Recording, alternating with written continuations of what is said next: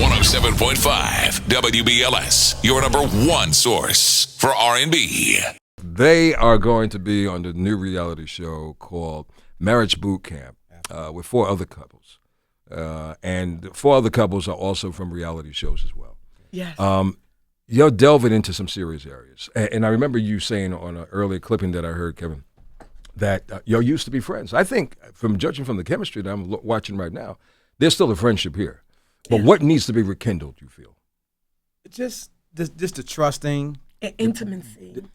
And what? Really? No, what I'm saying about the intimacy, not the intercourse of intimacy, the intimacy because, I've never seen my parents, when they was arguing and fussing, I never seen them get back together. And I saw them get back together, but not The makeup. Right. The communication of them making up.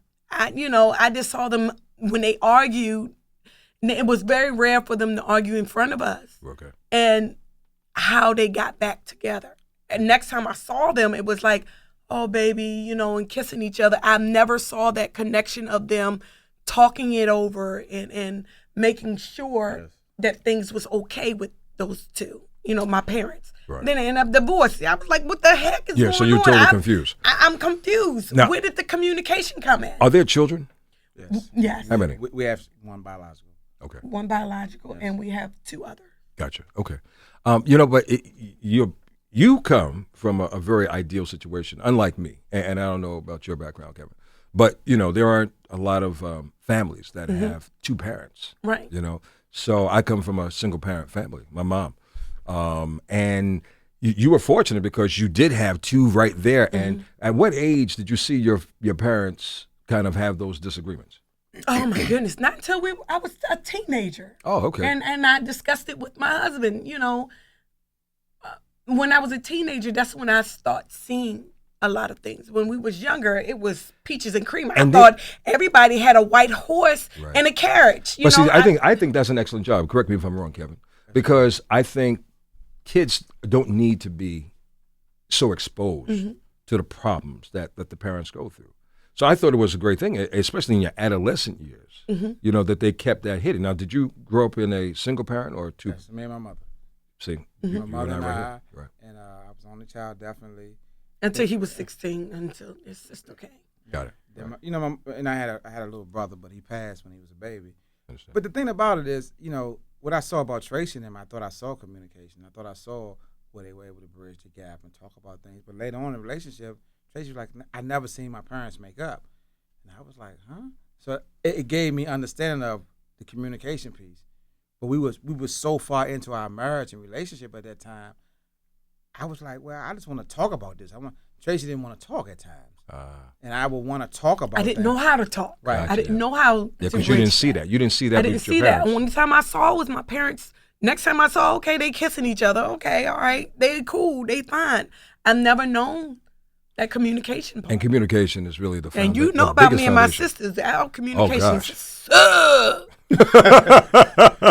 but also, Lynn, I was able to see them come back together. Everything is fine. They argue. I might wake up straight on the phone arguing with the sisters and all that. Next, they cool. And I'm like, okay, but Trey, what about us and all that type of stuff. So it was a lot of stuff.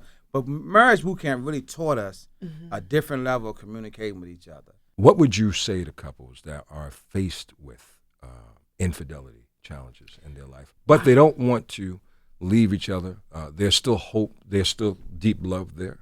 So what would you say to possibly encourage them to see another light or to see another aspect? Because a lot of people, especially, you guys are milestones. You're 17, 18 years marriage. Sometimes complacency, I would think, would set in. You get very much, I've heard, and I've never been married yet, but I heard people fall in and out of love in the course of marriage. So how do you rekindle that love, especially if they're faced with infidelity? Can you recommend any suggestion to? You have to continue to date each other and look at each other like you looked at that person for the very, very first time. And when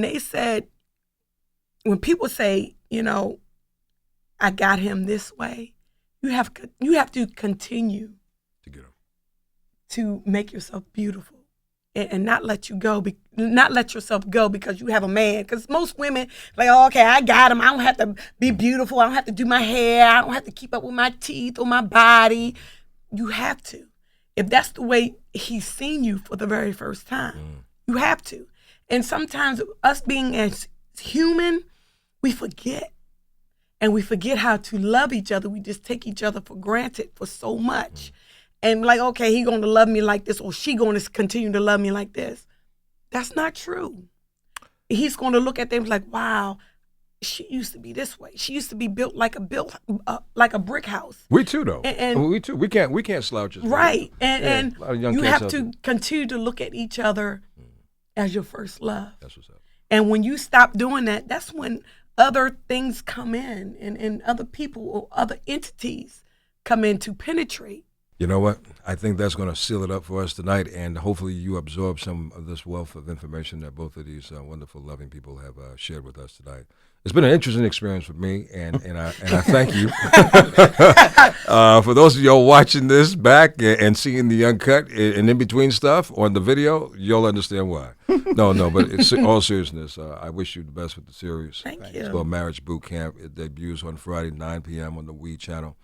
Check it out. And when you guys come back to visit me, prior to you guys renewing your vows, because something tells me you're going to renew your vows, you're going to write your vows. Honey, child, I got a Kobe Bryant on my hands. What? Wow. I'm loving it. Come back and let me know. Yes, give me some more diamonds and rings and shoes and purses and eyes. Mr. Lenny. Washington Redskins. Yes, sir. That's Traci Braxton, a Dallas Cowboy. Yes, It's been fun, Redskins, y'all. sir. Check them out this week.